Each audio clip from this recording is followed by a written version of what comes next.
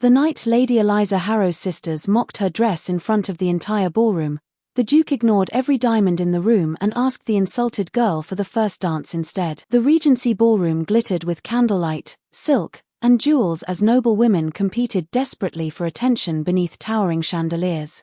And near the staircase stood Lady Eliza Harrow in a pale blue gown that suddenly felt painfully plain beside the others. Behind her, her older sisters laughed loudly enough for nearby guests to hear. "She looks like grandmother's curtains," one whispered. Another smirked. "Maybe if she stands still long enough, no one will notice her." Soft laughter spread through the crowd. Eliza lowered her eyes, pretending not to hear the humiliation. What nobody knew was that the Harrow family fortune had been quietly collapsing for years. Her mother spent what little money remained making sure Eliza's glamorous sisters stayed fashionable. Eliza received whatever fabric was left, so for the royal winter ball, she secretly stayed awake for weeks sewing her own gown by candlelight. Every stitch sewn by hand. Simple, elegant, careful. But before Eliza could quietly escape the ballroom, the Duke of Ravensshire began walking directly toward her. Every conversation stopped instantly, because Duke Adrian Ravensshire was feared across society.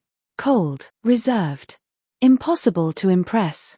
And yet, while every wealthy daughter hoped for his attention, the Duke noticed only the girl trying hardest to disappear. Then Adrian overheard the sisters mocking the dress again. But what captured his attention was Eliza's response.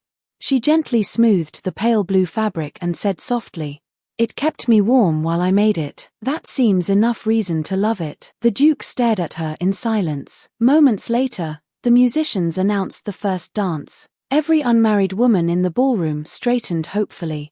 Instead, Adrian walked past diamonds, feathers, and gowns worth fortunes, and stopped directly in front of Eliza. Then he bowed. "Would you honor me with the first dance, Lady Eliza?" The ballroom froze. Her sisters looked horrified. As they stepped onto the dance floor, Adrian leaned closer and spoke quietly enough that only she could hear. "I recognized the stitching on your gown immediately." Eliza looked up in shock. Years earlier, the Duke's late mother had taught orphan girls a rare embroidery pattern, the exact same pattern Eliza unknowingly copied from an old sewing book. Then Adrian said softly, "My mother used to say beautiful things are usually made by people nobody notices enough." And for the first time in her life, Lady Eliza realized someone truly saw her. When the dance ended, nobody laughed at her anymore.